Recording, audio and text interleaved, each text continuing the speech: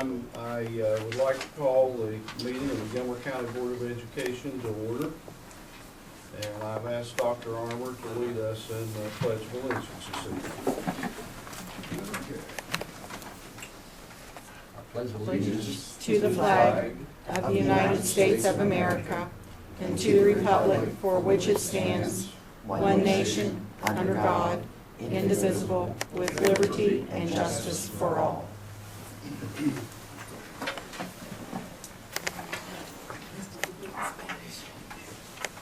All right, the next item on our agenda is the superintendent's report. And Ron, I'll turn it over to you. Mr. President, we have Ted Schreiber with us tonight, Williams and Schreiber Architects, and also have a couple of guests from Lewis County tonight, Dr. Joe Mace and his assistant, Steve, and they're going to, I don't think they're going to be involved in the They're going to back me up. They're going to back you up? Okay. We're going to, or Ted is going to report tonight on Edie Creek Elementary and also give you an update on our beach project.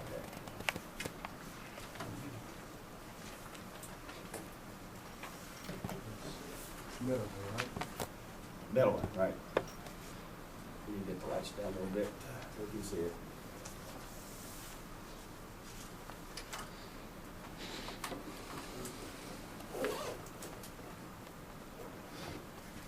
Thank you, Mr. Blankenship. Hopefully nobody goes to sleep. There'll be a test afterwards. As he mentioned, the first project that I wanted to speak about, give you a little bit of an update on Lewis-Gilmer. Obviously, it's no longer Lewis-Gilmer. The planning committee has changed the name to Leading Creek. But you may have seen that picture out on the site prior to the site work commencing. Obviously, they had to get the billboard out of the way for the earthwork to commence. But the site work is now complete. That was done by a company called Capital Valley Contracting.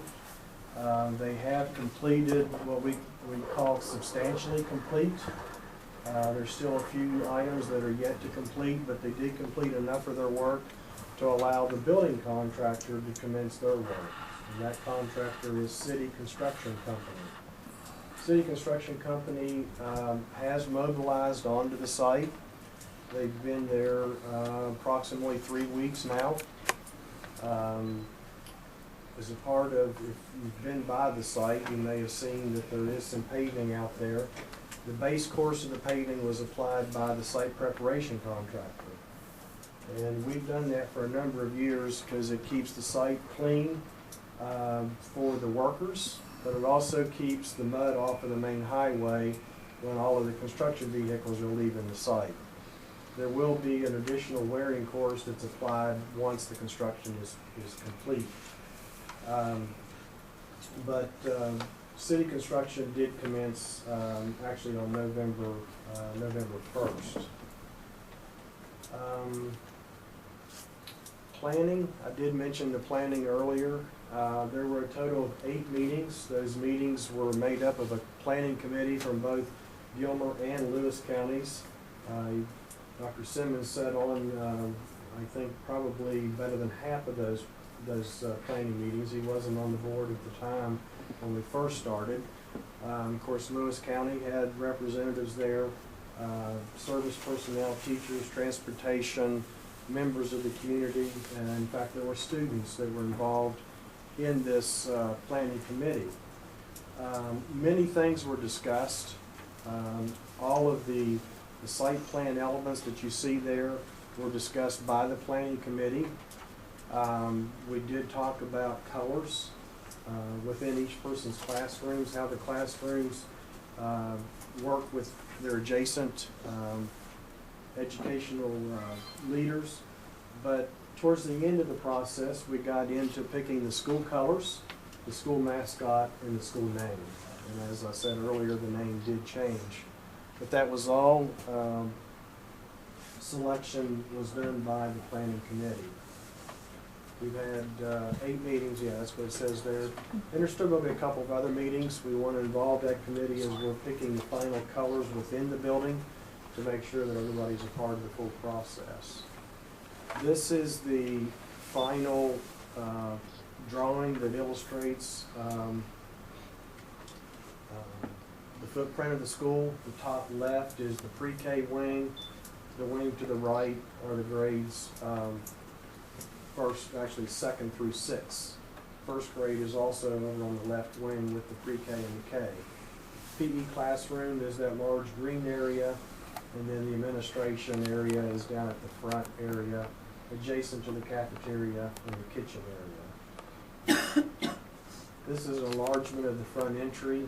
The blue area is actually a cooperation with Mini Health Services to have a school-based clinic. So that's within the suite there for students and staff to take part of that during the school day.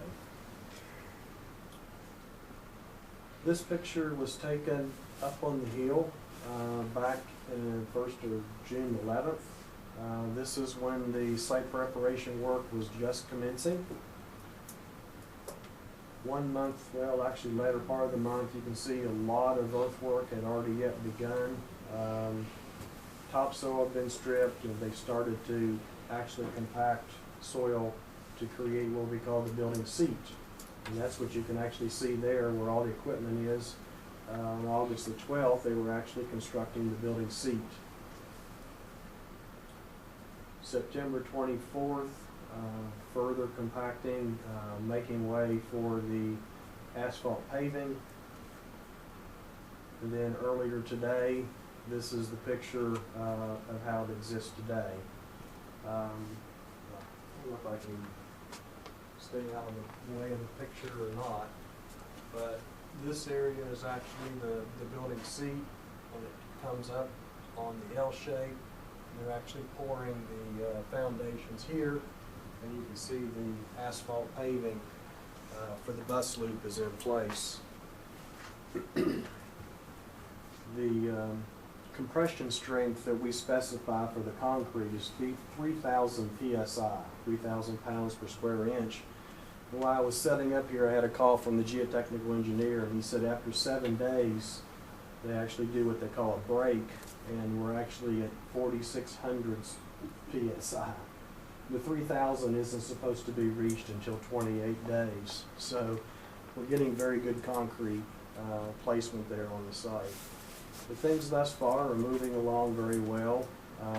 No issues to date.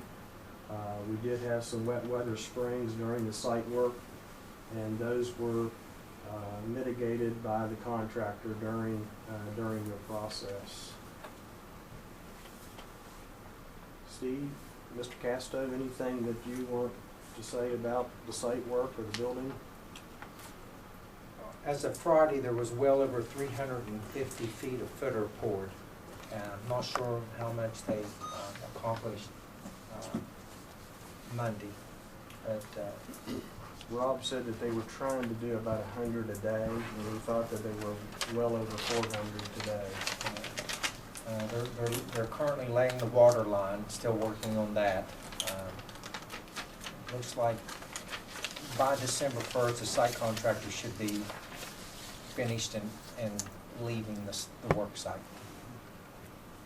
The water line, you kind of see some notations of that going towards 47, towards Gilmer. It'll be laid there in the Department of Highways right-of-way going to the intersection at 47, this is. Yeah. Any questions about Leading Creek?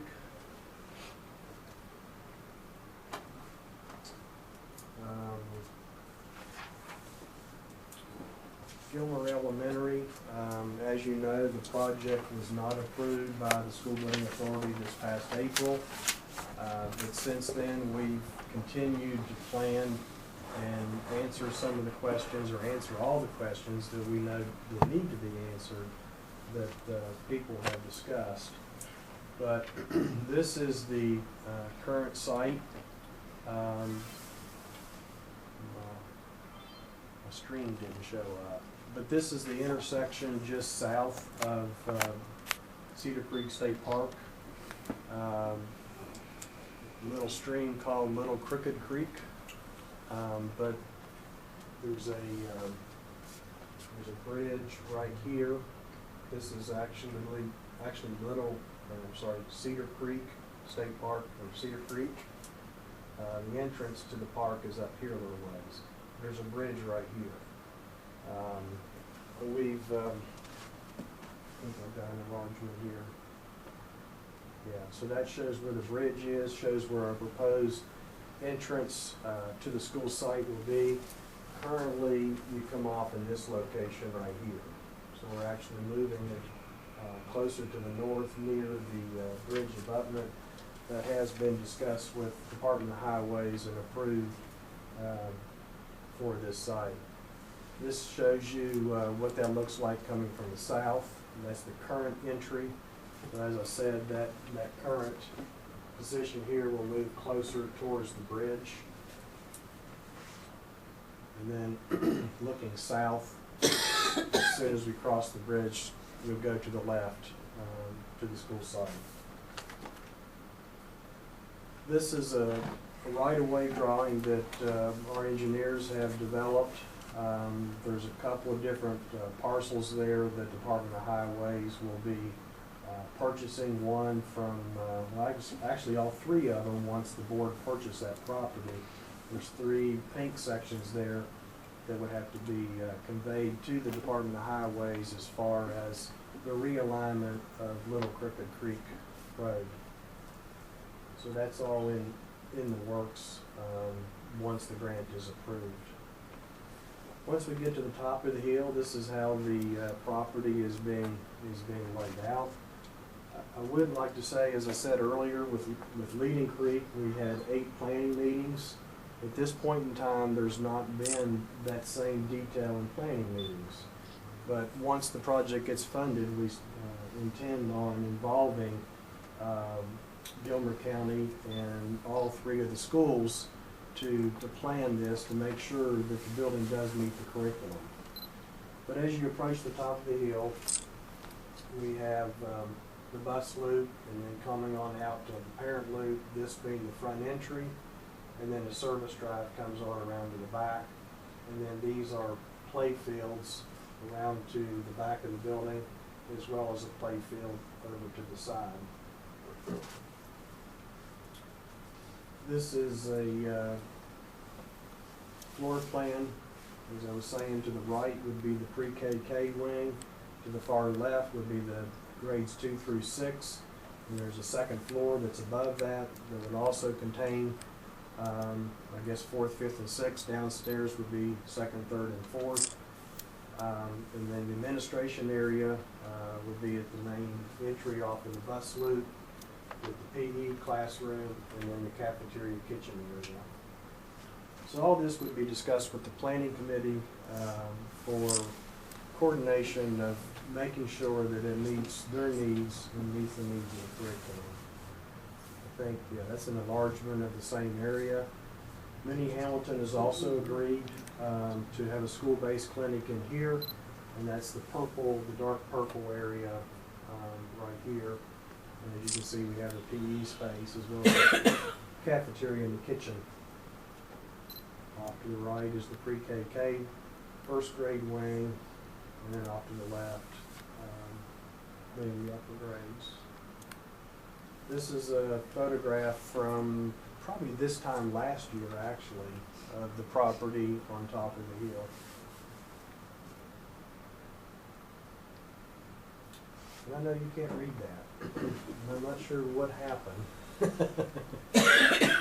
Let me see if I can see it on here. This is a list of things that we've performed since last year.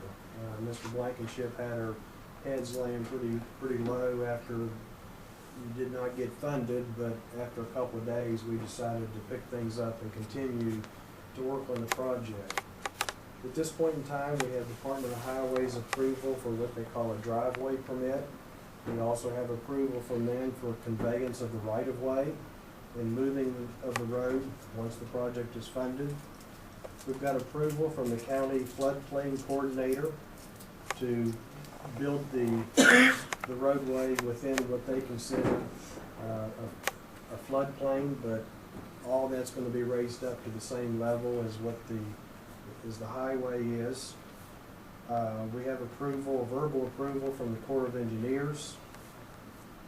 We have approval from Culture and History that basically says that no previous historic structures have been constructed there in the past, therefore a full study will not be required. We have a letter from DNR Wildlife Resources Section saying that there are no endangered species. We have a letter from DEP that says our waste load allocation is approved for the sewage treatment. We performed a land survey, geotechnical investigation. We've explored the possibilities of having propane gas for our heating systems. And we've also, Mr. Blankenship and I have met with the School Building Authority staff. We decided that we wanted to meet with them up front to make sure that they agreed with their funding formula, which I know that sounds a little strange, but we wanted to make sure that our interpretation of their funding formula and our interpretation were the same. We wanted to make sure that all that was agreeable before the funding rather than after the funding. So we've gone through and identified how many classrooms, what size of classrooms, the efficiency, and the overall funding. And at this point, we have that verbal agreement from them. So things are progressing very well. What's next? This needs application along with all these items that we have developed since last year will be given to the School Building Authority on December 2nd. That's when it's due. Something that Mr. Blankenship and I have not discussed, but we could start some early planning if we wanted to with a planning committee. We've already gone this far. It's something that I'm willing to do if the participants are willing to do that. He and Dr. Simmons, I presume, would present to the School Building Authority on March 17th or March 18th. That date has not been selected by the School Building Authority yet. And then the award of the project is currently scheduled for April 21st. So hopefully on April 21st, we'll all have good news and this school can progress with additional planning and begin construction. I know I probably went way too quick, but any questions that you may have, I'll turn the lights back up. I'd like to especially, if you have any questions regarding Leading Creek Elementary, especially since Steve Caston and Joe Mace are both here in Lewis County, and I very much appreciate your attendance. Thank you, gentlemen. Thank you for having us. We, matter of fact, we've talked about, which we haven't done yet, we talked about the governance committee, and I think we agree probably a year out that we probably need to get that up and going. Dr. Simmons, you think of any other issues that we discussed? I think we spent, Dr. Armour and I spent a very interesting time in Brent Boggs' office hammering out a way that this school could be fairly and equally managed, and I think we have a wonderful opportunity to work with Lewis County. It's a way that we can break down a lot of barriers. Both counties are going to be equally represented in terms of making the key decisions with regard to this school. So when you get to that point, it doesn't matter which field that school is located in. It's there to serve the students in a very low populated rural area of both counties. And I think it's a real step forward. There's one thing I know, I've done a lot of family history study, and I know about the Staunton-Parkersburg Pike running right by there. I think whoever teaches social studies in that class will have an interesting time. The number of Indians that travel Leading Creek back and forth from the Ohio River up to Little Canal and up Leading Creek, up to Camden Hill and across, and then get on the West Fork. my family came from Pendleton County, and in studying that, I found most white captives from Pendleton County were found in at Marietta, Ohio, and they went down Leading Creek on their way to Ohio. So there's a lot there. It's a beautiful setting, but it also, we're not the first people to enjoy that. The Indians traveled that little creek for centuries. And all of the rumors that I'm the head of the Leading Creek Mafia is true. I control, my neighbor and I control the fishing on both ends of the Leading Creek Bridge on the Alice Road. So if you want to fish there, we can give you permission, or we can say no. But I think it's a wonderful opportunity, and I think it's been pretty well thought out. And I think the students will be the beneficiaries and the residents of both counties ultimately. Any questions about, I know Steve's probably got everything memorized as far as of the timeline. Anybody have any questions as far as the timeline for the school itself? I was wondering when the completion date was, if we're still on schedule. With that after the summer we had, I can see why they run into wet weather. We, and Steve can correct me, we gave them a notice to commence on November 1st. And by contract, they have 390 calendar days. So it's just over a year, so the end of December. And of course, within the contract documents, we've identified the average wet weather days or snow days or whatever, and that's built into the contract. So they're to keep track of that, as well as the clerk of the works, and determine if they meet that, exceed that, or whatnot. So there could be an extension of time based upon adverse weather.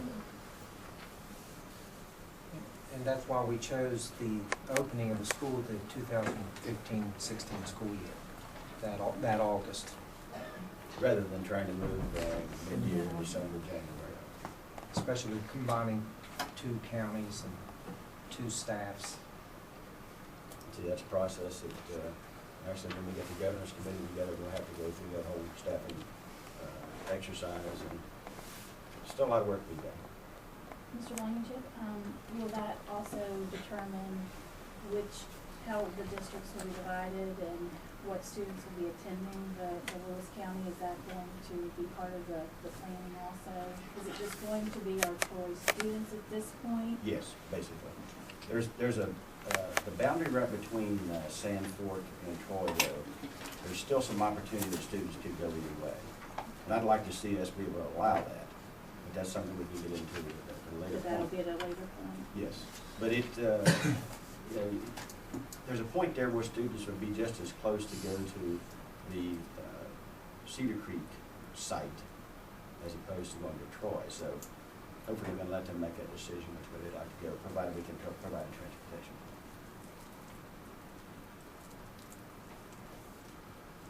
How many students in this school? 240 is what the projected number is, but that really depends on how many come over. How many on leading the Little League run? Design enrollment is 399. I think we're projecting right at 390. There's one issue too with Lewis County. I think in talking with Dr. Mays, their board's going to give the option to the 5th and 6th grade at Lewis or at Leading Creek Elementary if they want to go to Robert Bland or if they want to come there. Because currently all of Bridge is only pre-K through 4, as opposed to Troy, where of course are pre-K 6. So, I don't guess anybody can honestly answer you how many kids are going to end up in the building at this point. School building authority's been asking me some questions. That's the same answer we've been giving them. It does create an awful problem for Lewis County students.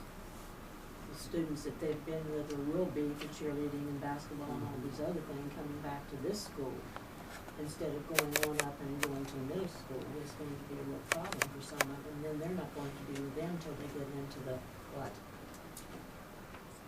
7th grade, and the other kids have been there 5th and 6th grade. It's a problem for Lewis County. And they're gonna give them that option, from what I understand.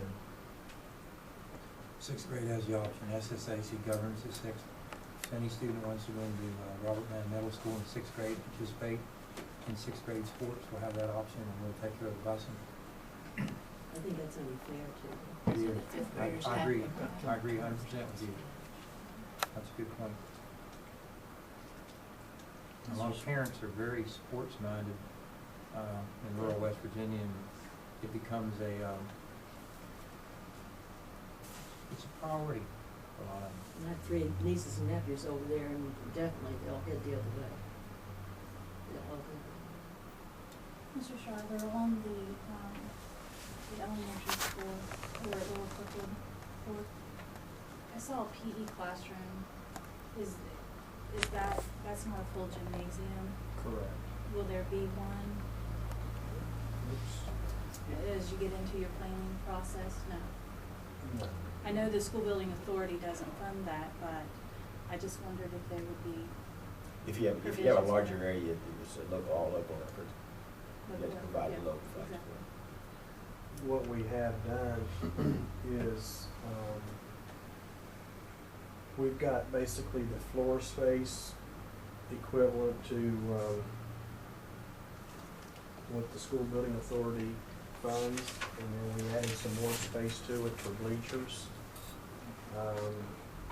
Because what I explained to them is that essentially this is the only space that you have, so I can't do 2 things at once tonight.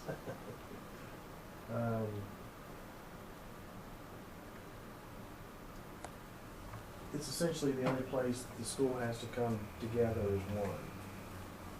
So we are providing bleachers, space for bleachers down at the bottom. So we're increasing it by a few hundred square feet to accommodate that. Have you ever been to one of our tournaments? No. You need a whole lot more than a few square feet. And these people really come out for that. That is their big thing. Enormous big thing. And I'm sure it's Lewis County's too, Mr. Mayor. It doesn't The little hurt to go, kids, they doesn't hurt to come go to out. state playoffs in football 3 out of 4 years. and Yes, they. Softball state playoffs. We've been down there. They come They out. used to say Lewis County, and then they chant back in Buckhannon and Elkins, Loser County. And I told the senior class, same thing I said to them, we're gonna change that. And we started in football, and it's contagious to other areas. We've started the same thing. It's, sports is important. It's You know, terribly grade important, point too. average, and SSAC sets that, but academically you have to perform in order to have a privilege to play Mhm. sports. And it's very important in rural West Virginia to parents' lives. A lot of them live vicariously through their Sure do. kids, and they even want their kids to do better than they did, which is Mhm. normal. And that's in sports and academics, so, Culturally, that's the only thing I they love come sports for. myself, so, Culturally, that's their life. That's mostly where they go and what they participate in.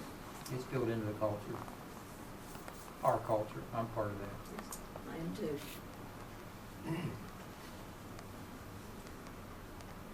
Now I'll ask the same question for the Meeting Creek School. Is their gymnasium big enough for those kids? No. Oh my. The size of that PE area, what size is that compared to the gymnasium?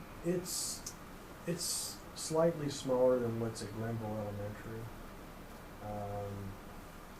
I'm not sure exactly how it compares to Sand Fork or Troy.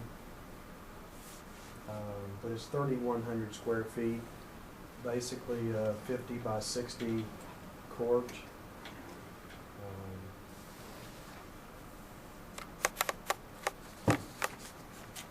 But School Building Authority in their policy and the State Department of Education's policy does not allow for competitive sized gymnasiums in an elementary school. I don't think they understand that, how much it's in our culture, or how much that discipline and learning not to bully and learning to be sportsmen and actually the learning ability of these gymnasiums in these schools. And that, I had one board member tell me one time they didn't need to have air conditioning in the gymnasium, but we needed it in all the classrooms, and I informed him that was my classroom. That is a classroom, but it's also, that's where you're teaching these children. They're learning everything they're learning in a regular class in that gymnasium. I mean, it's just not sports to them. They'll learn their ABCs a lot faster if it's with the basketball than they will with a book, I can tell you that. This will still have a basketball court, it'll still have backboards in it, but it will not be what I would call a middle school size competitive gymnasium. Now, we're talking about Leading Creek? Both. As I recall, on the Leading Creek planning, to have a regular competitive gym, we would have had to have given up a library, and there was nobody there that wanted to do that. I thought they did give up the library. Is this going to, I thought they went to a media center. is the P area also gonna be where they can assemble all the kids? The entire student body. Assemblies? Yeah, it's gonna be in there. Right. But for dining, they would be up in the cafeteria. There's also a stage there for performances. But we discussed about having bleachers down here so that all 400 or 390 students could sit in one session there to have an assembly. I know Glenville Elementary until they built the gym. I mean, it was a hassle because in order for kids to have PE or practice basketball, they had to fold all the tables up and wheel them out. And then the kids come in and had their PE. And then lunchtime, they had to wheel all the tables back in. And I never thought that was the healthiest environment for kids to be eating in, you know, when they just got done. I thought Mr. Manchin said this was gonna be a state-of-the-art school.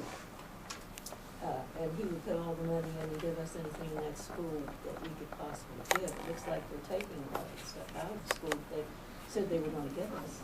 Well, it probably depends on the definition of everything. He's giving, Leading Creek School is entirely funded by them, with the exception of a few supplements. Everything is meeting their policy and the state 6200 policy. You could consider that state-of-the-art. I mean, he was going to make this so everybody could come and see that we had better than everybody else, but it doesn't look like we're going to have some of the stuff as well as other schools have already got. I think that this will match up with any elementary school that in the state that's funded entirely by the state.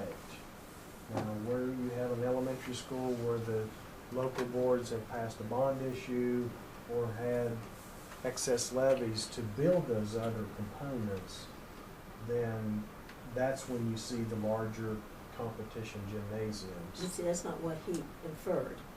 And it's nothing you know, Ted, it's nothing that I won't say to him, too, Okay. you know that. There's no problem Well, there. and we've had this discussion with he and his staff, you know, along with the committee. In fact, the SBA staff was at the committee meetings, and, you know, they right out said, you know, that will not pass. We must build it based upon state policy. Unless the counties have supplemental funding to provide towards that. And on the case of Leading Creek, Lewis and Gilmer, neither one had or felt they had the money to do that. But again, we've called it a PE classroom to the planning committee, but it's still a gymnasium, but not a competitive gymnasium. I'm concerned with the gymnasium, but I'm also concerned with no library. Committee was not concerned with the library because of all the electronics. Basically, every classroom these days are their own media center. To me, a book is a book. Whether it's 10,000 years. We have storage rooms that have the books, and as the teacher needs those books, the books are brought to them based upon their need. To Any other questions you have? As I say, because of our guest here tonight, you have any questions that might pertain to the Leading Creek side?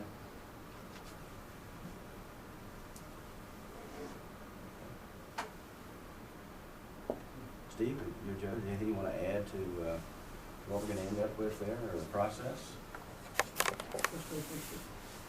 Truthfully, We're excited. As each footer is poured, it gets more exciting about the progress of the school. We look forward to working with Gilmer to the fullest potential that we can. The teachers are excited. I hear from them periodically about the new school and the anticipation of moving into it. So, we're excited. And we're happy to be working with them. Well, things have gone, I think, very smoothly to this point as far as cooperation and participation by the two faculties. And we had a lot of input from our planning committee, so hopefully we'll have equal participation with the new school. It was kind of interesting that our very first planning meeting, you know, as we all do when we go into a room and not know anybody, we got our own little clique or clan, and Lewis went to one side and Gilmer went to the other side. And the next meeting, we put everybody on a school bus. And you know, they began to visit each of the schools and visit with each other, and then we had lunch, back on the school bus, and all of a sudden they were one. The next meeting, they had all kinds of input. They handed in their homework, and everybody was working collectively together. It was pretty amazing. It was no longer two counties. They were working together. They saw what everybody else has and realized how much they can have. And it was pretty cool. And I think you'll see the same thing with the new Gilmer school as well. I know everybody has ties to their home place, but I think when you see what's available to them, the educational opportunities. You know, I've told several people a little story about, personally, our son. He went to the same grade school that I went to. We walked, I don't know, quarter of a mile, half a mile to the elementary school, and he went there 3 or 4 years, and then they closed his school. And my wife was upset, I was upset, and he went to a consolidated elementary school and got into computers, and today he owns his own computer business.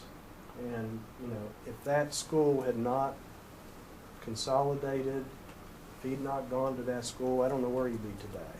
So, I know it's tough, but it's incredible what the offerings can be through the process. I think it shows even with the art and music program. Right now, it's an itinerant space where it won't be in the new school.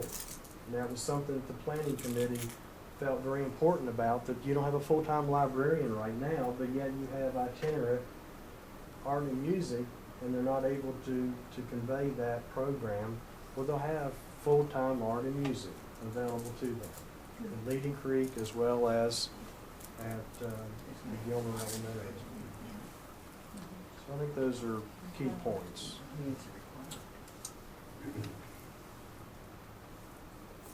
Dr. Mace, anything you want to add to that? The only thing that relatively new when the funding was done, I'll say this in a positive way, we were asked to see how we could meet the funding that was necessary. In Lewis County, we agreed to provide $343,000 to buy all the furniture for this new school. And that's, Gilmer County came up with some additional revenue, and then your clinic, that was additional revenue that was there. In regard to books, I don't think there's anything more important than having books for children to read. So I'd make a commitment that the teachers in that school, be it Lewis or Gilmer teachers, they're all going to be in the same school. If they need books for kids to read, when I leave, there'll be funds there. Those teachers will be able to buy whatever books they want for their classrooms in those movable cubicles, because reading is extremely important in elementary school. And looking at that, there'll be several $1,000s set aside for reading books. Those teachers in Lewis and Gilmer will be able to choose. In addition to the $343,000 we will commit in the next 2 years. We have 2 years to do it. Primarily, we'll use Step 7 funds, so it won't impact the levy in Lewis County, because you have to be careful when you have a levy. If you aren't selected in the levy, the whole county benefits from it. With Step 7, we can do this in such a way that we'll get adequate, beautiful furniture in there for $343,000 for all the classrooms. So that's an additional thing that I'm not sure the public understands that we've done. With the commitment, there will be money, unobligated funds that'll be there for purchase of reading materials for Gilmer and Lewis County students, and I'll assure you that that will happen, and I'll even have a document to that effect to show anyone on the Lewis or Gilmer County board or any public citizen that wants to see it, because that's something that we have to do for kids. Can you tell me how big this classroom's going to be? Are they going to have any storage? Because, you know, most of our classrooms are big classrooms. By the time the teacher gets everything in there, they have hardly room enough to turn around with 25 students in the room at their desk. One of the biggest needs with the SBA, when they build schools, teachers never have enough storage. There are things done in this school to provide for teacher storage in each classroom.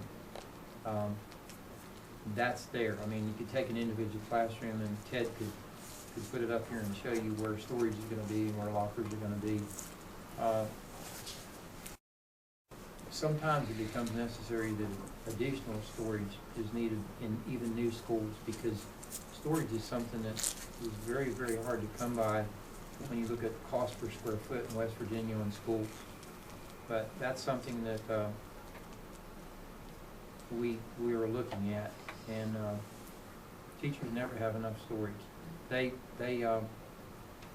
collect things over the years. You might need them. You might need them tomorrow. And it's and I say that in hopefully in a positive way. Those things that they collect are very important for learning and for kids, and they become part of the cultural way that they teach in West Virginia. So that's one thing. There's going to be some needs here. The ball field you saw on here, personally I think that when kids play on that ball field, we need to have a fence, because you hit a ball, if it goes down in the road, we need the fence from that road, because kids can run into a road. The first thing I did when I was a treasurer, I told the superintendent of Peterson School, kids play out there in the summer and that's busy and there's coal trucks, and we had 38,000 interest. I went Alco and Neil's fencing to put in a fence, and we did, but it was 2 weeks too late. One of the coal trucks hit a little second grader in the summertime. Of course, when something like that happens, then people immediately see the need for a fence. But fences keep the kids on the school site as much as they do keeping the public out. So I think there'll be some need for some fencing on this school site. The soccer field is nice. There'll be some additional parking there. The site's big enough that there could be some things that could be added in the future, because instead of just getting the 10 acres, we acquired a lot more land than the minimal requirement is. So there'll be some space there that can do some things in the future. And I don't wanna set what those are, because that'll be up to the people that run things in, because, you know, my age, Steve put me out to pasture a couple of years ago, and I'm still trying to, He won't leave, will it? I get there's a little sweet feed I find every now and then. It's called horse and mule. I love that stuff, so I stick around as long as I get a little sweet feed. We have, you know, take preschool, for example. Preschool's gonna have to have their own playing field, They do, under this. they do. And also, they're saying playground materials and pea gravel is 6 inches deep, and, you know, this is money. And Well, we Mr. spent- Manchin said he'd do all this and make sure We this had a is little school at Allen reasonable Bridge, school. and we put a playground out there. It's relatively new. We spent $38,000 on that playground, $5 to get it put in. We're gonna move that playground. I mean, and then the chapter 1 has a playground, and preschool has a little, materials. We're gonna take all the new material. Chapter 1's probably $8,000, and the preschool 7 is 15. There's $56,000 worth of playground at Allen Bridge. This stuff's relatively new, so we're gonna I move. said Troy is brand new.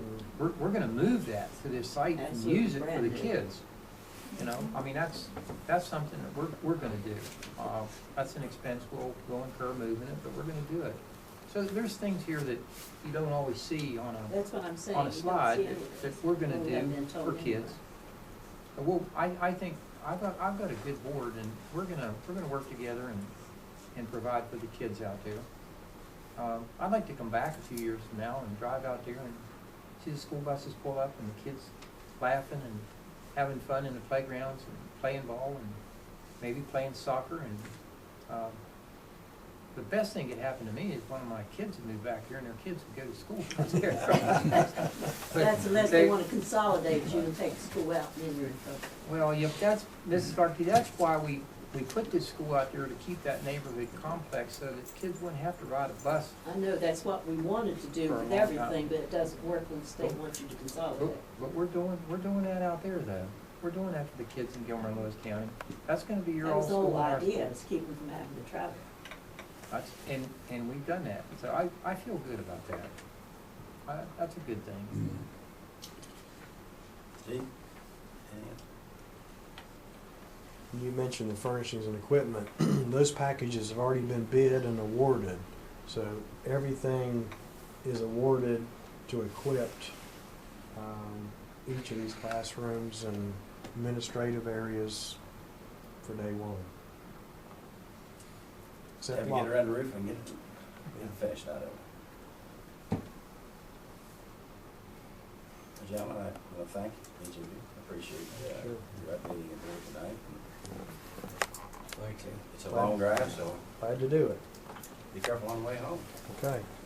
Yeah, that's like saying, hey, we're glad you came, but glad, we should stay longer, but see you.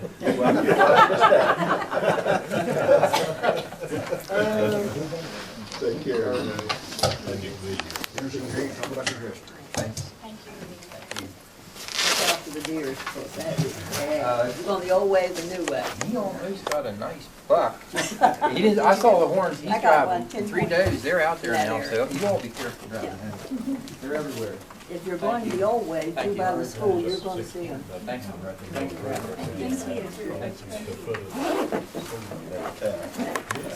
Right in the middle of the intersection, you just stand in the middle of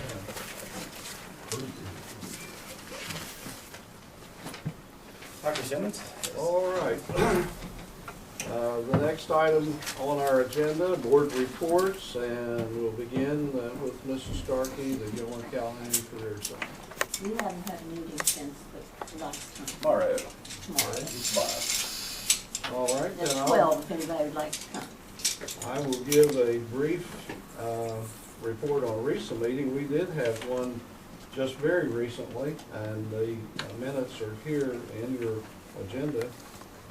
The one item that still is of great interest to everyone in Recess 7 is the Affordable Care Act and how it impacts county schools, and particularly some definitions, some penalties, and I think I made the comment, it's the Full Employment Act for attorneys, as you look at it. It is just so complicated in determining whether someone is full-time, part-time, and if someone's a volunteer, you still have to keep count of the time that they spend, and it's a very complicated issue.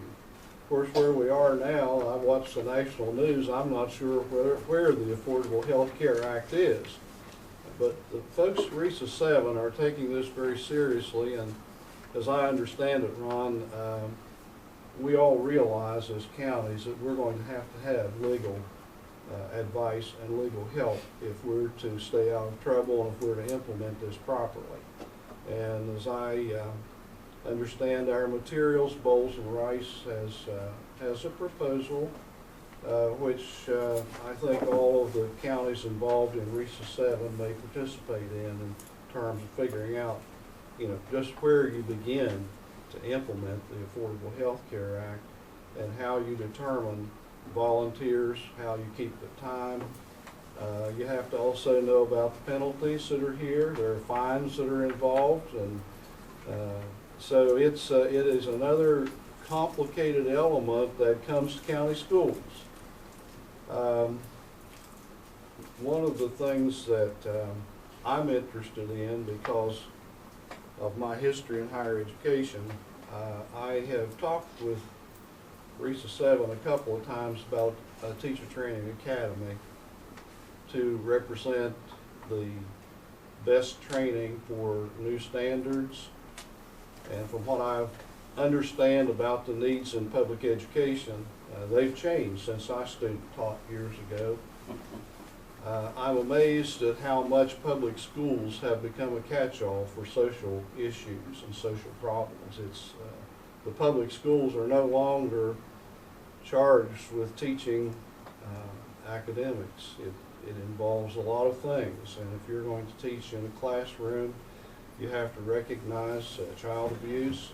You have to recognize and deal with a lot of things. And so today's teacher needs tools that will accommodate the needs in today's classrooms. I have about a 3-page paper that outlines this academy. It's a 5-year program.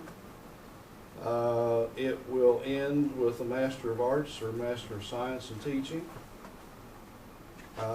It will require actually 6 years before full certification, but it has a very close attachment to mentors in the public schools. The new teacher will be very closely working with mentor teachers.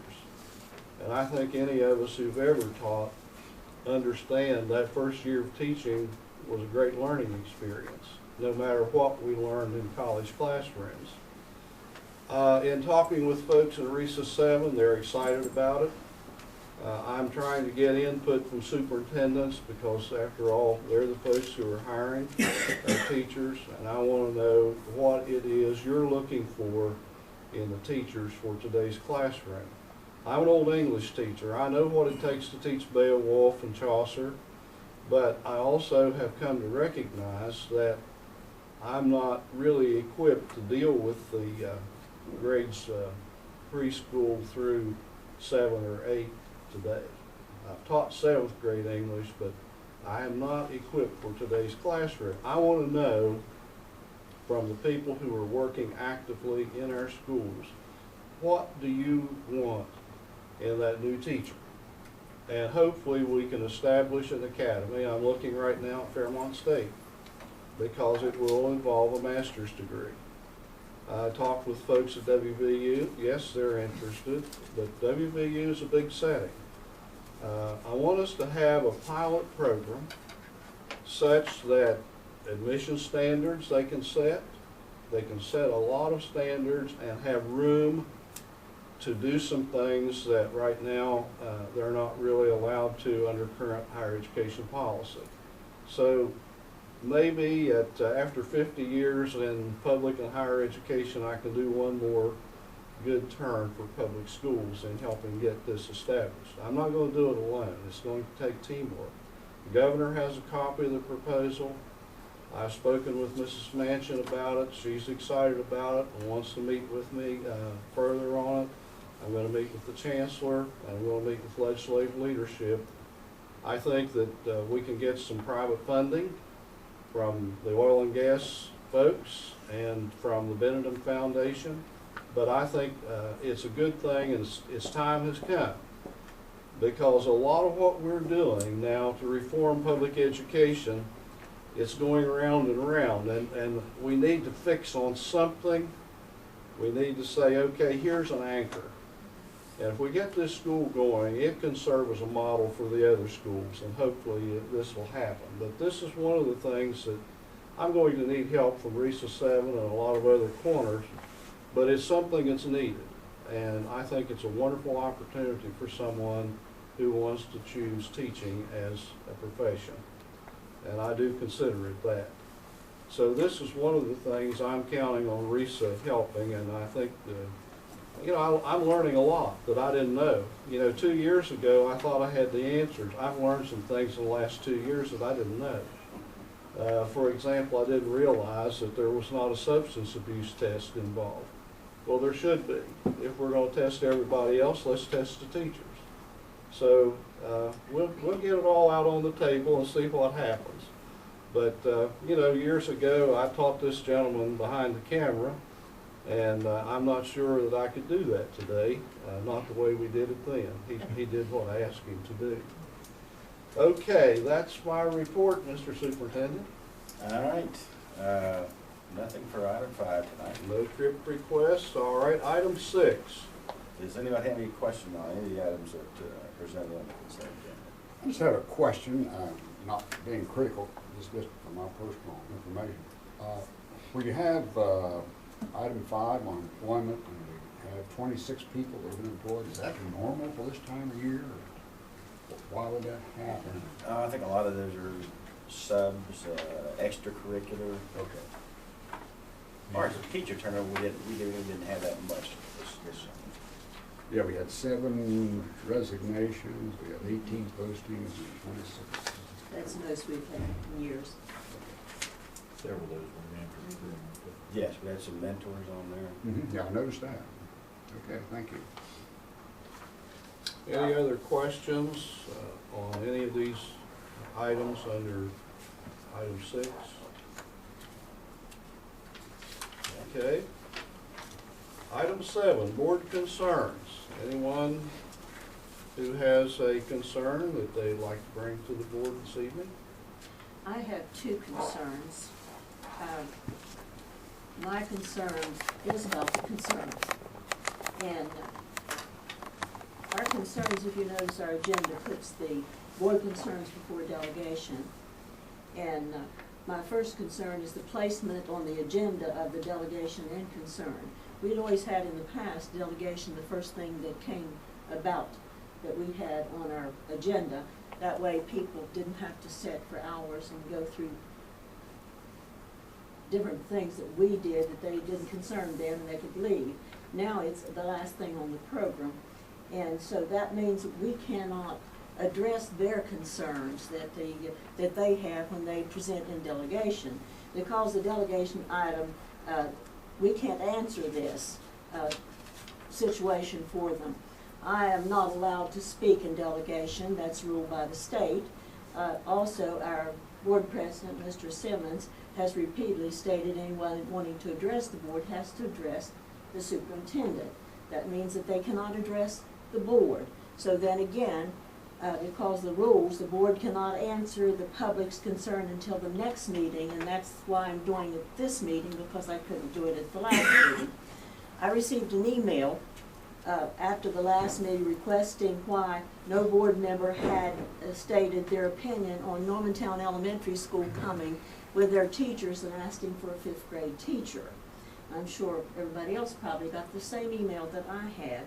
Since I could not address the Normantown School 5th grade teacher in our last meeting, I want to address that at this time, because at one time in 2011, Normantown, Troy, and Sanford teachers, if you can remember, encouraged them to seek their recourse when they kept asking for, and some of them are back there shaking their head yes, for a teacher at these schools.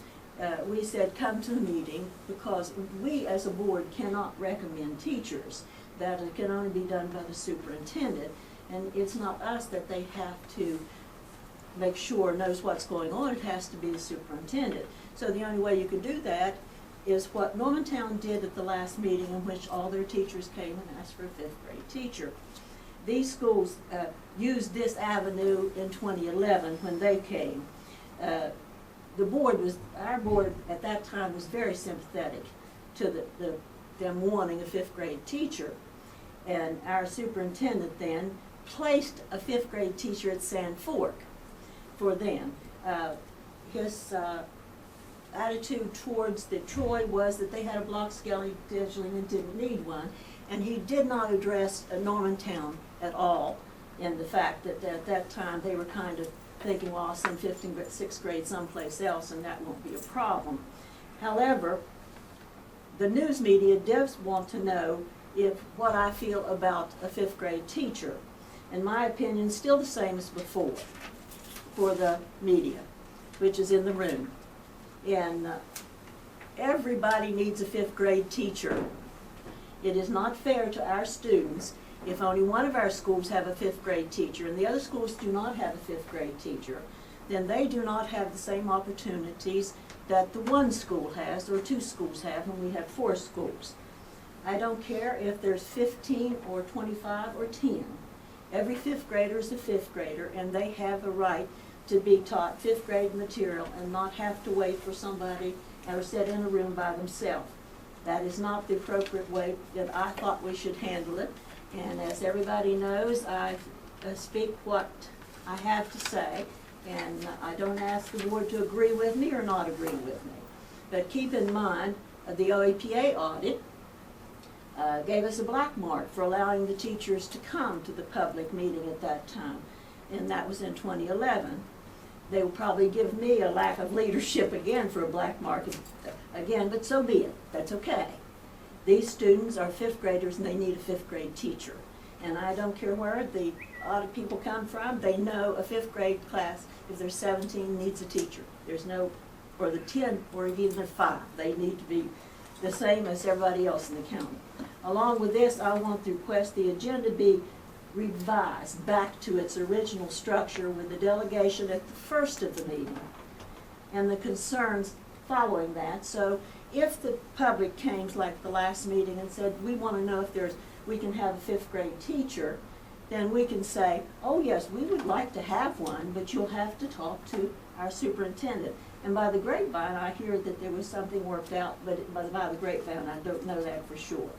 But the state superintendent, Mr. Ferris, when he was here, we discussed that. And he said, oh, he thought it was fine to leave it the way we had. The delegation would be first. And this would allow us the time to do our concerns at the last. And I'm asking that we change it back to what we have always had in that time limit. Because there sits all these teachers and they're looking at us and saying, oh, everybody's silent, nobody's saying, anything. Now, I know for a fact that I have people up here that believe in this and will say their opinion. And they don't want to send all the teachers from one school away without saying something to them. And I don't want to either. My second concern is about an email that I received by the news media again. Quote, it says, I'm asking anyone to give me some information on the purpose that Mr. Blankenship placement on the State Board of Education agenda. He went to the board office I went to the board office to talk to Mr. Blankenship, and he wasn't present at that. So Martha Clutter, who is somebody that retired June 30th, is coming back because of this audit coming. She wanted to make sure, she puts a lot of work in it, and she wanted to make sure she got, the correct thing there. Anyway, she said she would give him the email, and that she would get it to him so he could give me the correct answer to give the media when the media calls. And I don't say anything to the media, if Mr. Blankenship knows, without first questioning him. I haven't received a call from that email, and I'm asking And I asked about a career center item too, that she said she would ask about, and I can discuss that tomorrow with him. So I'm asking that now, if Mr. Blankenship will enlighten us of what happened at this meeting, that everybody sent the email to us saying what's going on. Would you please tell us? Well, first of all, they could have sent it to me. I'm not saying they I would have couldn't, been happy but- to answer the question. Yeah, The, I'm not saying they couldn't, but you see what I'm The saying. Department of Education is asking all takeover counties to make a report to the State Board of Education. I was the first one on the agenda, so each month there'll be another county superintendent that will be giving a report to the State Board. That the media can now know what happened, because we didn't know. And that, I'm sure everybody got the same email that I did for it. Thank you. Okay, any other board concerns? I've got one, and it's a concern, and I hope a big concern of the board. When you start reading statistics for the state, for our kids and even the adults, it's pretty dismal when it comes to prescription drug abuse and illegal drug abuse. And I watched an interview the other night, and they was interviewing this CEO of the Brazilian company that's going to possibly build the big petrochemical plant in Wood County. And the question they asked him was, are you going to hire West Virginians, or are you going to be bringing people in? He said, I will be glad to hire every West Virginian that qualifies, but our company policy is when you come in with your application, you also bring a drug analysis that you're drug-free, and it goes on our file. We don't even interview people until they have a drug test. And I know that our school administration, our principals, they have worked hard at this, and sometimes it comes after the fact. And I just like for the board maybe in the next few months to think, is there something we can do that will help deter our pupils and even getting involved in that?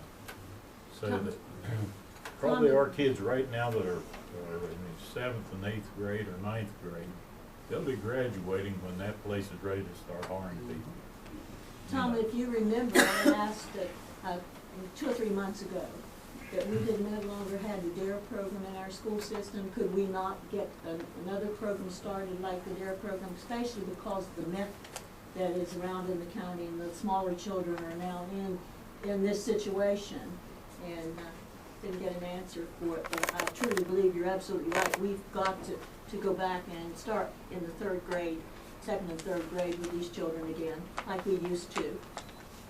We've gave up the DARE program, the programs that these kids need desperately to help themselves out.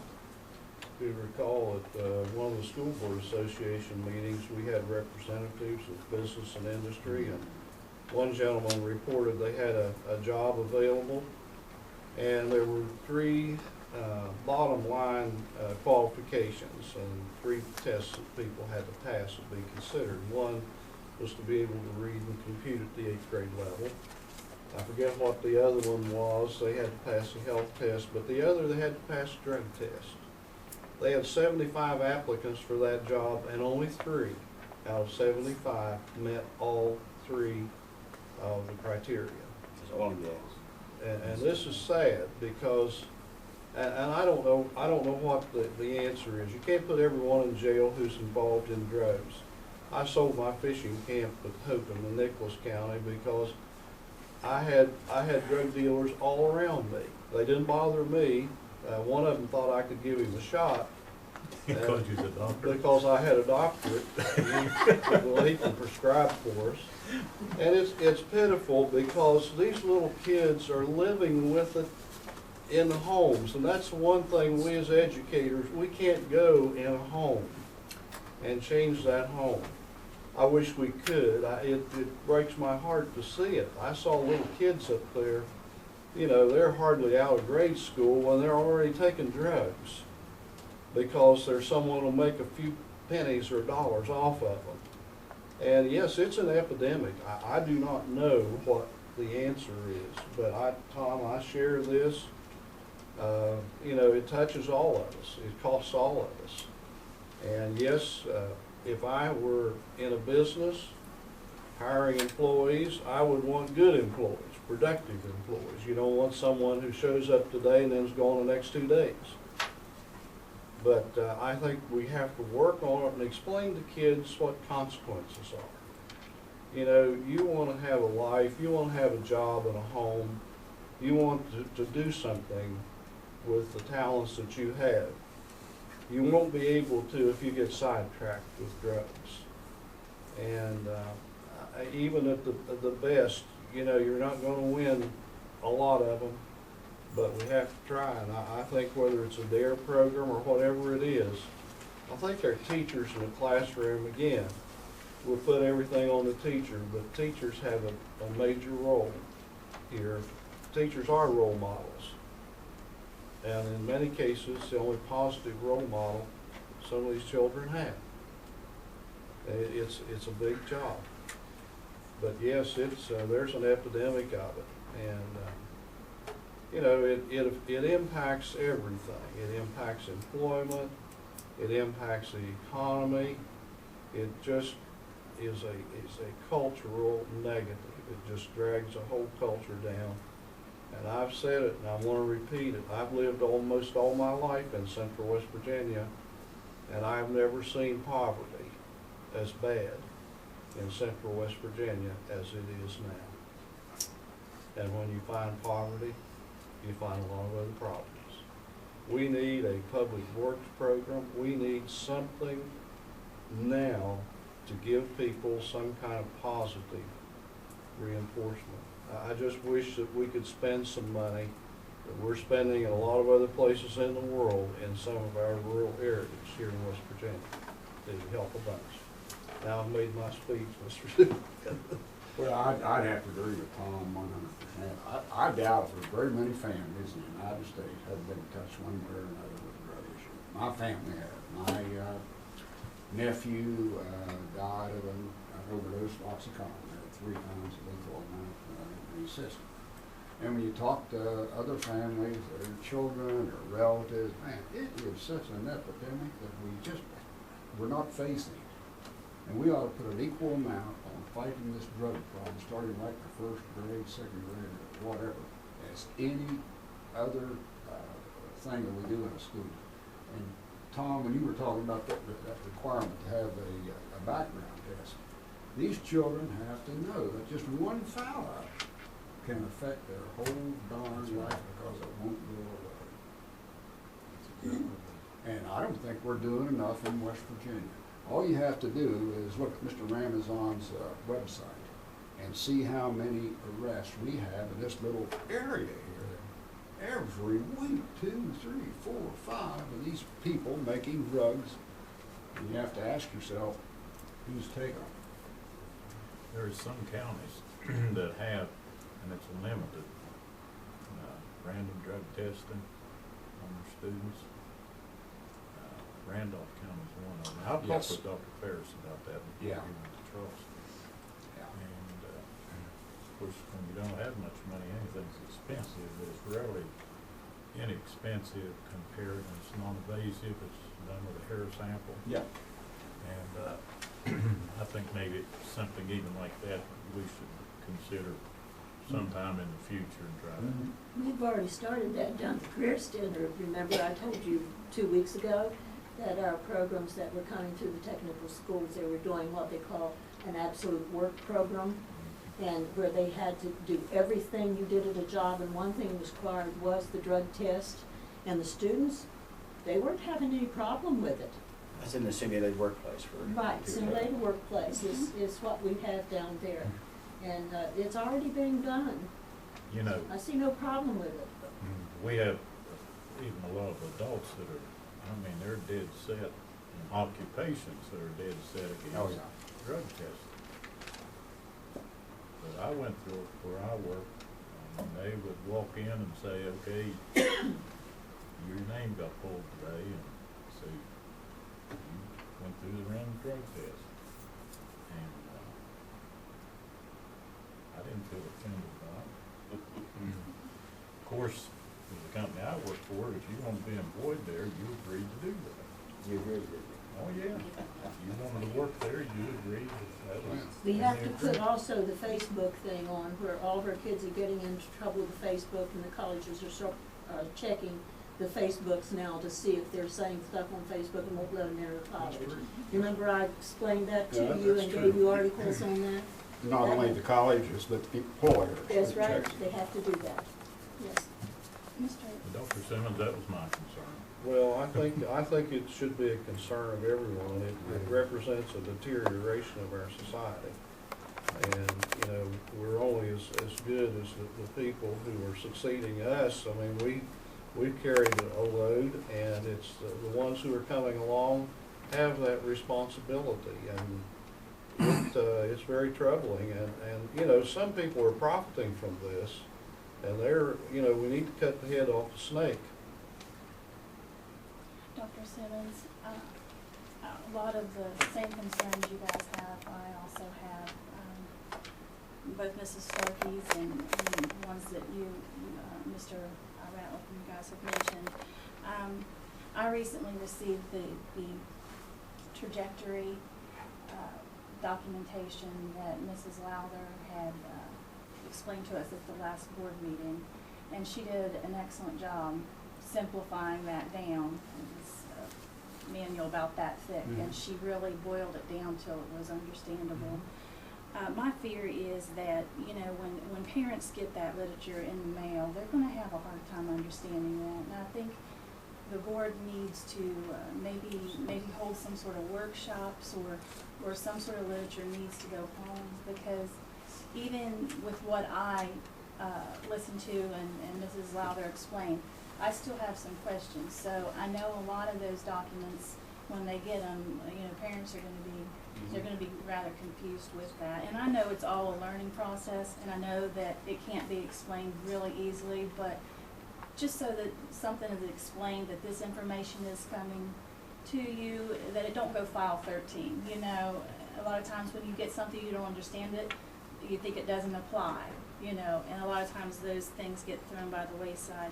I'm really proud when she reported that we have no focus schools. You know, we have, you know, 2 success schools in the county, and, you know, some transition schools.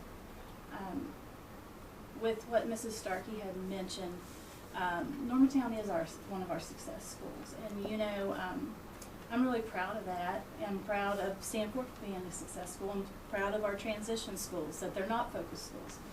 I just feel that going on my 6th year on the board, the person, I listen and respect a great deal what superintendents and fellow board members have to say, but the ones that I listen closely to is our teachers. They're on the front lines. And I know that they have to do a lot with very little. And when pleas come to you, as they did our last meeting and have before, you know, they don't go unnoticed. And I would ask, as our representative, if you would revisit that subject. I know that you may be limited on what you can do, but I think there is a need at Normantown for a 5th grade teacher. I don't think those teachers would have been here had they not felt that. And that's my concern. Okay. Anyone else? I have a concern. Everyone in this room knows that we're going to have an audit the next 2 or 3 days. The state officials are going to come in, look at the situation in the county, and make a decision about the future regarding what happens to the board. Well, that's their decision. Whatever happens, happens. I'm going to abide by it and do whatever I can to help the county. But one thing that I think that would be fair would be for this board coming in, before they leave town, if one of their representatives would give kind of an overview of what they found and what they think the direction is for the county. Because here, Thanksgiving's coming up, and then there'll be Christmas, then it'll be the first of the year, and the way things happen in bureaucracy, we're gonna be lucky if we get anything back before January or February. So I'm just asking Mr. Blankenship if it would be possible that Dr. Panic or someone to get up and make a statement, kind of an overview of what happened, so that could be put to the citizens, and they wouldn't have to sit and wait and wonder what happened. Because I know what I'll have to say. When they ask me, I'll have to say, I don't know. They didn't tell me.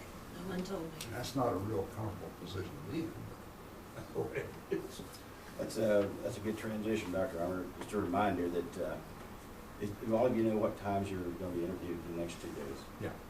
That'd be an opportunity for you to express those kind of concerns to the folks that are going to interview, so. Okay, anything else? All right, let's move on then to item 8, delegations. Mrs. Hurley. Mrs. Hurley. First off, I want to say I concur with all of you regarding the drug situation. Central Appalachia is one of the last to acknowledge the seriousness of what's been going on across the nation in major cities for years, with children dying right and left in their beds as they're shot over gun battles. We are now part of the Appalachian high-intensity drug trafficking area for the FBI. That's not a proud statement, that's just the way it is. And I agree with you totally. Something must be done. It crosses all boundaries, all socioeconomic boundaries, the rich as well as the very poor. So that isn't always the answer, although I understand your point. I do want to say that I did, and you did receive a letter from Mr. Ferris saying that I hadn't responded to him as I asked Mr. Blankenship at last meeting, and I say this again, I have not received all of the FOI information I request. I do need that information. It was not complete. And so I presume I'm going to just, I don't want to be argumentative. I will just submit another one to finish up what I had asked for initially. I've also spoken with Mr. Heinlein, Mark Manchin, the governor's aide to the constituency about that. I'm sending notation to the governance committee, the state board, and the school board association to that effect. I do worry because I worry that we're not being held. I always felt that when the state came in, we'd see a higher bar, a higher standard set. To really, if we've done something wrong or whether we've not done anything wrong, those are the people that should be leading us, you. They're supposed to be the leaders in the head of it, and I'm not seeing that. And so I am concerned, more than a little upset about it. It's not at this board by any means. You had nothing to do with that, but I wanted you to know that I will be continuing on with that battle. And I wanted to ask another question before I get off, and that is that second floor that they showed, Mr. Blankenship, here for the Gilmer Elementary, that second floor that was above the 5th and 6th grade, if you recall the building structure, what is that more 5th and 6th grade classes, or 4th, 5th, and 6th? What is that second floor going to be for? Well, it's not actually the second floor, it's an upper level we had on the slide. So Yes. it's a one-story building. It is a one-story Yeah, building. one-floor building. Okay. And may I ask what capacity the sewage treatment plant is going to be built for? It would be more than much anticipated to get going. Because I know the last conversation we had was about the fact that you were considering revising the number of students going over there. And you had said you were still in the same mindset at last meeting. We have no reason to believe there'd be anything changes in that. Okay. So you're not going to go before them and make any changes that from the last time you submitted? It'll be the same number of students? Basically the same numbers. Basic. Okay. All right. Thank you very much. Okay, thank you. And I'd like to thank everyone for attending tonight's meeting. This has been a good meeting, and the nature of our business is that very seldom are we able to solve any one problem. The nature of the business is that it's a continuing addressing of issues, and that's what we're here to do. So we appreciate your being here, and we appreciate hearing from you. Do I hear a motion that we adjourn? Second? Second. We have a motion and a second. We stand adjourned. Thank you. Did you ever get your Freedom of Information request on the excess level? got that receiver in. Yeah, I would. you still haven't gone? Yeah, you said you need it in 5 days. Email me a copy of that request. will you? Got him back to the Oh, I know he's not answering. Well, I tried to talk to Mr. Schreiber. I'll let you know if I want. Couldn't, well, that wasn't gonna happen. Thank you, David. Are you feeling?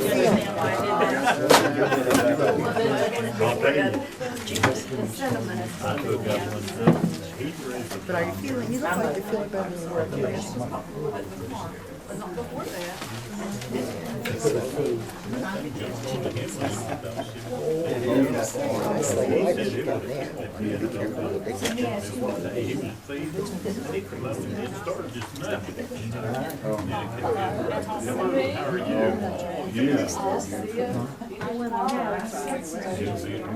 Dr. Davis. Aerial napkins. Really lavish. And I'll see you first thing.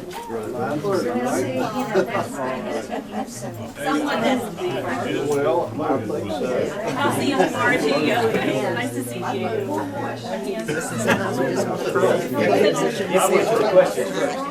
Take care. I'll see you later. Did you guys have a lot of fun last night? We did everything was me on my porch. I didn't know. I was basically driving. I'm glad I wasn't driving. I just missed a couple on Saturday. So I got, I had an MRI down CMAC and it was about dark when I got back to Burnsville, and I slid all 4 wheels a couple of times in the year crossing. And that's going to continue to be a problem because there's nothing in the woods, so they're kind of. I never know. I always feel like you get up in the morning and eat breakfast and get ready on fine. Neuropathy lets me get out of bed and I'm in fine shape. That's Diabetic, so it takes a while. Well, you know, That's why I'm here.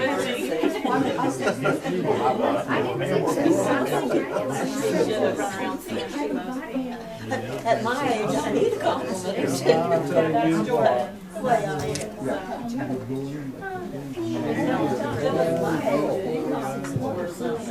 That's the way I Is that right?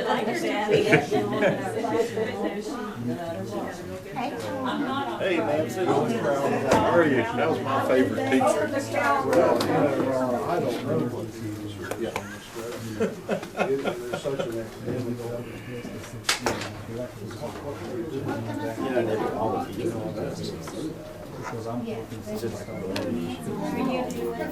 I didn't know. Well, I was on it's in the end, who think about you all the time. Oh, okay. My granddaughter, So they came out.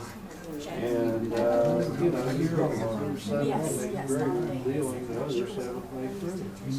Then first thing you know, they get a little bit hooked. And it takes quite a bit of rehab to get them out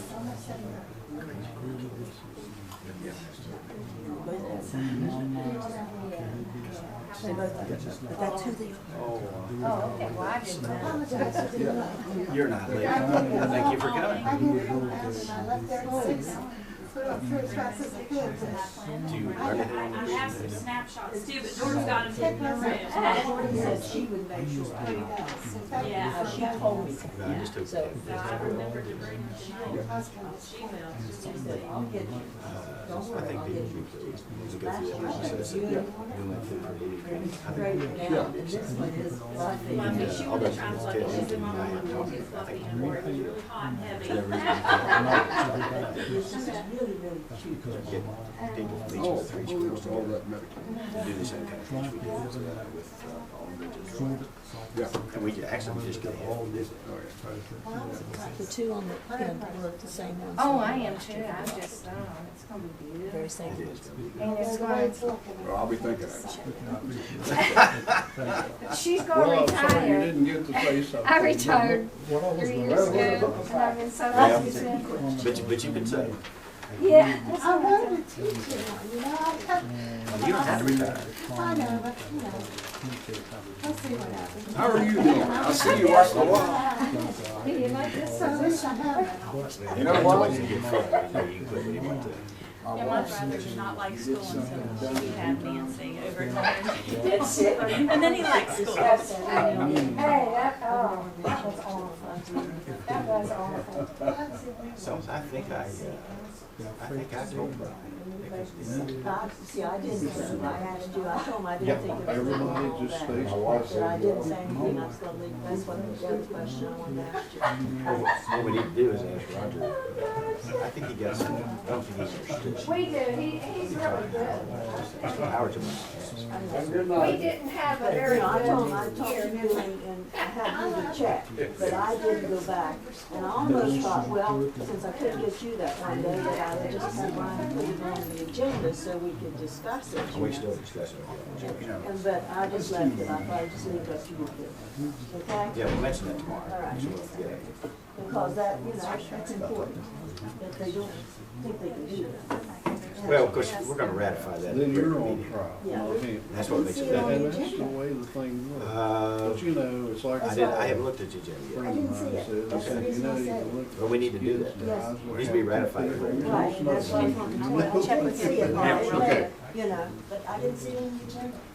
You know me and him switched our places. Yes. I just wanted to make sure, because I'm down for 11 tomorrow, right? Because I'm gonna come from work and then I'm gonna go back to work. I think it is, but, yeah. Yeah, I just wanted to make sure, because me and him were corresponding between us, and I sent you an email. And Yeah, I I got wanted, that. okay, I wanna make sure. Yeah, you I got it. talked about it tonight. Okay, good, okay, so I'll be up there at 11, and do you know about how long, or do you anticipate about how long? It won't be more than Okay, and I'll go back to it. I mean, I'm not rushed, because I told my boss, Yeah.